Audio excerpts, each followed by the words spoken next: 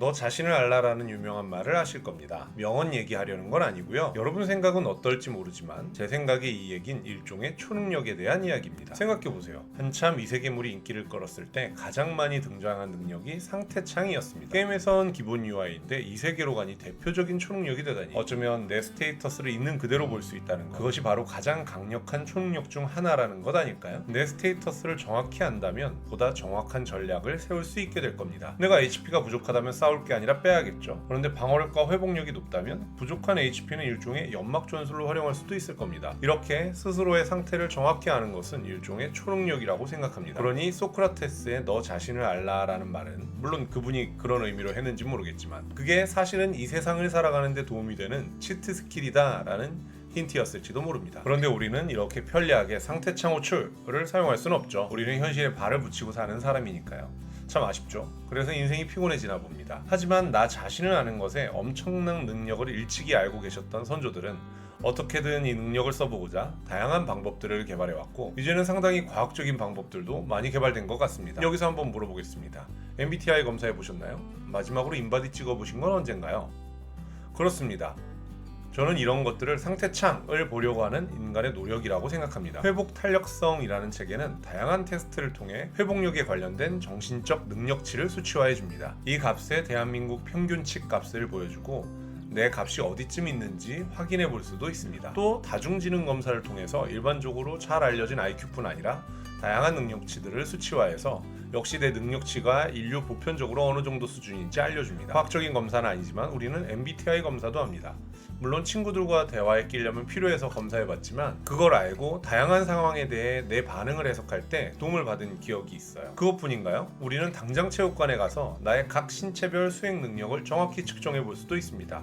100m는 몇 초에 뛰는지, 5km는 내가 500인지 550인지. 아니, 사실 측정하지 않더라도 우리는 매일 스스로를 보고 있기 때문에 나 자신에 대해서 누구보다도 잘 알고 있습니다. 뭘 좋아하는지, 뭘 잘하는지. 대부분 저런 검사에 의존하지 않더라도 말이죠. 혹시 그 결과를 통해 나 자신의 상태창을 그려보실 수 있으신가요? 사실 우리는 그렇게 쉽게 그리지 못합니다.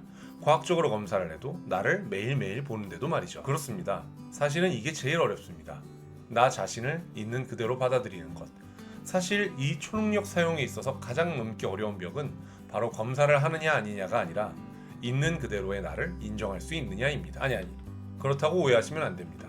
내가 못난 걸 인정해라 같은 말로 자괴감으로 지하바닥을 뚫고 들어가라는 말이 절대 아닙니다. 혹은 갑자기 태세 전환해서 좀 모자란 당신도 사랑으로 인정하고 감싸줘라, 뭐 이런 말도 아니죠. 말 그대로 자기 자신을 있는 그대로 알아채고 받아들여야 한다는 말입니다. HP가 3이고 MP가 12면 HP가 3이고 MP가 10이구나, 이대로 받아들이기만 하면 된다는 말이죠. 누군가는 IQ가 좀 낮고 음악적 지능과 신체 수행 능력이 좀 괜찮을 수 있죠. 아마 다른 누군가는 다 낮지만 자연 지능과 대인 지능만 좀 높을 수도 있어요. 우리는 모두 그런 식으로 타고난 것과 살면서 경험을 통해 레벨업한 것들을 모아서 내 상태창을 이루고 있을 겁니다. 그저 그걸 있는 그대로 보자는 겁니다. 사실 상태창 호출의 핵심은 여기입니다. 우리는 딸깍해서 상태창을 호출할 수는 없지만 검사를 통해 혹은 자신을 돌아보는 것을 통해서 스테이터스를 확인할 수 있습니다.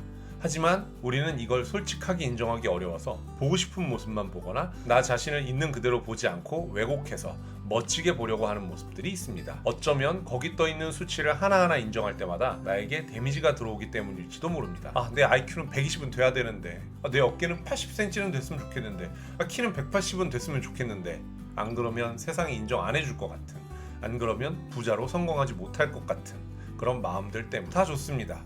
그랬을 수 있어요. 그런데 상태창을 여는 초능력을 발휘하려면 그런 일종의 알람들, 팝업 창들을 일단 다 꺼야 그 아래 상태창을 볼 수 있을 것 같습니다. 그렇게 확인한 수치들이 내 마음에 드는 것도 있지만 들지 않을 수도 있어요. 우리가 그래서 검사를 피하고 나를 돌아보는 것을 피하고 검사를 하더라도 의미를 낮추고 검사 결과에 왜곡이 있었다고 하고 이 핑계 저 핑계로 인정을 피하는 거 아니겠습니까? 사실 그 말이 다 맞습니다.